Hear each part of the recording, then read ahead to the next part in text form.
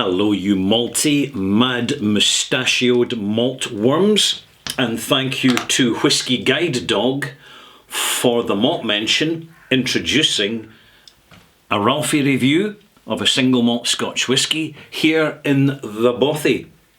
And this is really just part of a series, a short series at the end of the year, 2022 to be exact, where I'm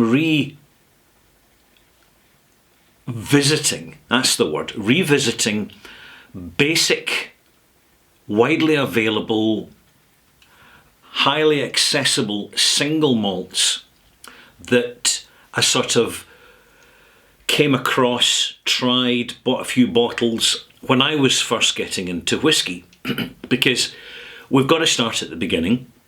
And it's better that we don't jump straight into some cask strength, independent bottling of something which is going to knock your socks off. We start with something that's fairly basic, that's homogeneously presented, and by that I mean that it's chill filtered. It's got some caramel colour, burnt sugar in it to make it look darker and as a result make it look more appealing. And there's a reason that the producers do this, and it's simply to shorthand what Scotch single malt whisky is, to make it easy in the palate. And it has its advantages, particularly for someone who is used to, say, blended whisky or other spirits, where the flavours and the profile can be really quite simple. And so many people drink their spirits with mixers, Coca-Cola and lemonade, soda water, for example, or will put loads of ice in the glass, which just kills the flavour. So an awful lot of folk, they're drinking just for the inebriation effects, and they're not particularly bothered about what they're actually tasting. But when we get to single malt Scotch whisky, then it matters. But rather than have too much confusion in the senses from smell and taste, these are a useful bridge between getting started in single malt whisky, finding your feet, and then moving on to more ambitious presentations of single malt whiskies and other malt whisky profiles, because the variance in profiles of flavour is quite considerable. Glenlivet, this is the 12-year-old, it's the double oak, bottle at 40%, chill filtered, drop of caramel colour in it, and as a birthday gift to someone who doesn't drink very often, you know, it's ideal. It's unpeated, it's fresh fruity, it's got the kind of apple and slightly sweet and sour thing going on. So when you come to the nose, and I'll just, a very useful little handy hint here, when you go to nose a whisky, you'll smell a certain amount, but if you roll the whisky around the inside of your glass, as I'm doing now, you suddenly significantly increase the surface area of evaporating alcohol, which carries the smells, flavours with it. And when you put your nose back into the glass, what's there is amplified. It's simply like you're turning the volume up. So there you go, now you know.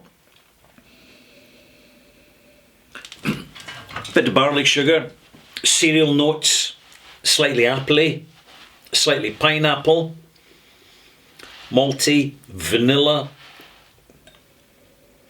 fresh fruit, no peat.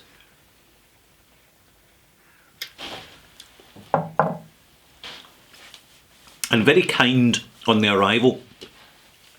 It's what you call a soft landing in the palate. No frightening flavours, no heavy sensations here. It's dominated by sweet and sour, a very soft bitterness in the development, and something slightly crisp and appley, like an unripe or a green apple, right in the finish, with a drop of vanilla.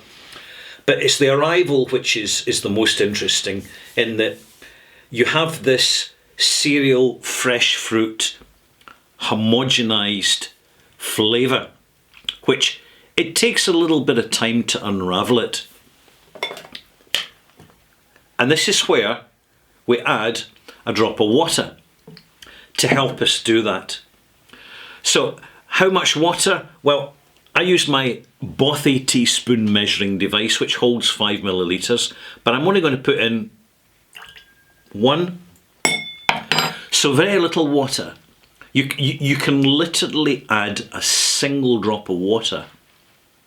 And even on quite a heavily processed single malt, you're going to get significant changes in a relatively short space of time. And bear in mind, the younger the whisky is, the quicker that the drop of water added is going to sort of open up the smell and open up the flavours and add complexity and reveal the unlayering of the built up flavours due to the interaction over the 12 years between the spirit and the cask.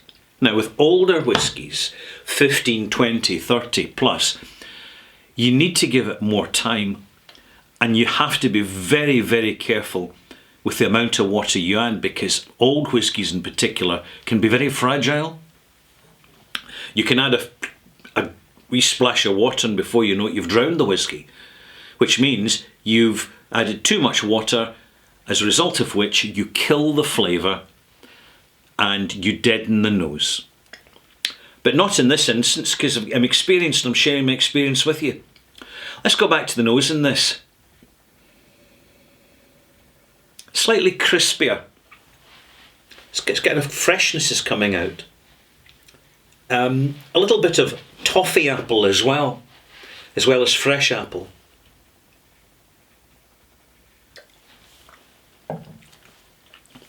It's now zestier.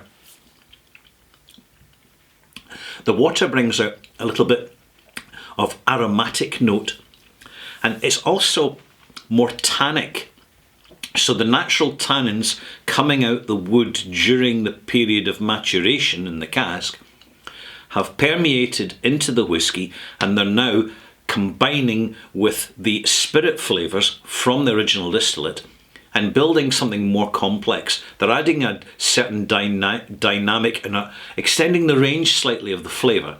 But of course this is inhibited due to the chill filtration and also to a certain extent the youthfulness of the whisky. I would say this is a 12-year-old going on 10-year-old. And it's what it is. For 90% of the people who buy this whisky, it's as far as they will ever get in their single malt journey, because it's a special present for a birthday or to see in the new year. And they're not really that interested in anything more ambitious or even spending more money. But as a place to start, along with Glenfiddich and Glenmorangie and some basic entry non-age statement bottlings from smaller distilleries, it ticks the box. Talking of which, I don't like that colour. I do not like that colour at all. It's a kind of puce green, but I suppose, these colours in the packaging, they're there just to help the product stand out. And distillers will use one colour because they know all their competitors are not using that colour. So there's the colour identification, which of course they've continued onto the label of the bottle itself. Branding. Love it or hate it. Now I've given this a few minutes, so let's go back for a final taste before the malt mark. Again, another wee roll round the glass very slowly. Don't want to shake up the whisky and unsettle it. The nose is settled down slightly. There's a little bit more oak coming through. Soft American oak. I would say that in composing this particular batch of whisky, they've used a lot of second fill casks so as to suppress the influence of fresh wood. Mission accomplished.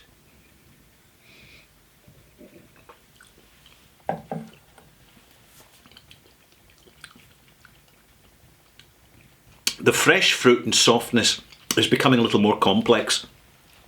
Along with the apple, there's a soft grapefruit note, some melon notes, and some white muscatel grape notes. It starts to simplify. We would normally be looking for a little more complexity in the development, but that's restrained by the fact that it's bottled at the bare legal minimum strength.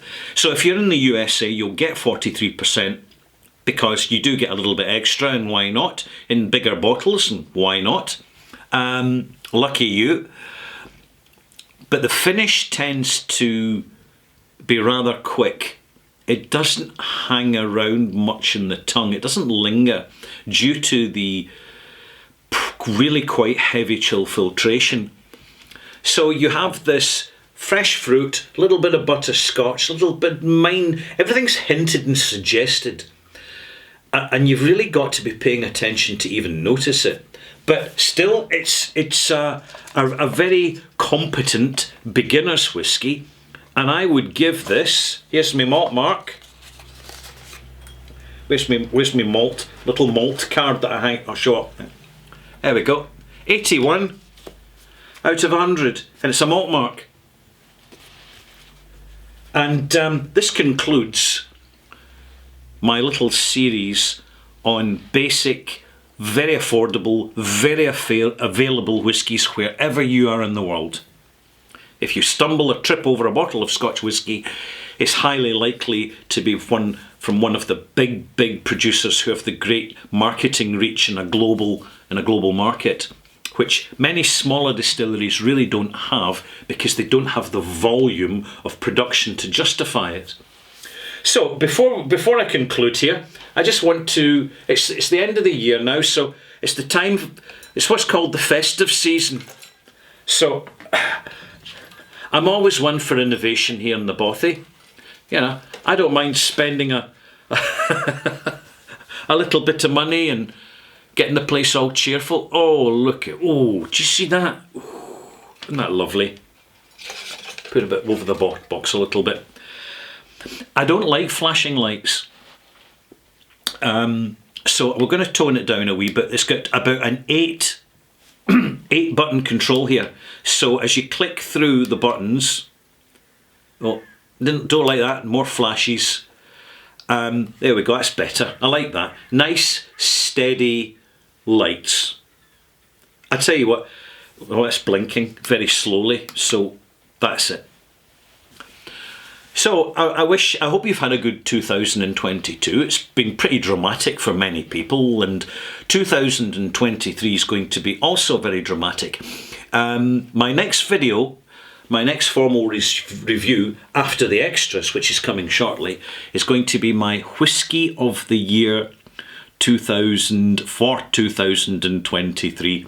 So I hope you join me then. I'll be at the fireside here in the Bothy, sitting on the floor, getting some cosy, sharing a dram, sharing a few feedbacks from the year that is 2022, soon going to be 2023, and introducing, of course, at the end of my little review, my Whisky of the Year. Now, if you want to pop back from my extras, 958 extras, I'm going to be talking about gathering information. If you're getting into whisky, where do you find information? Where do you go to look to get the information that ultimately you really need, so as that you buy what you want to buy without overpaying, or even worse, you've bought something that you paid money for and you just didn't like it. This is the ultimate mission for any whisky fan going online, is just to gather the knowledge to help buy the right stuff and avoid the wrong stuff. So I hope you'll join me then, and it's lovely to see you, and we'll see you soon. Bye bye.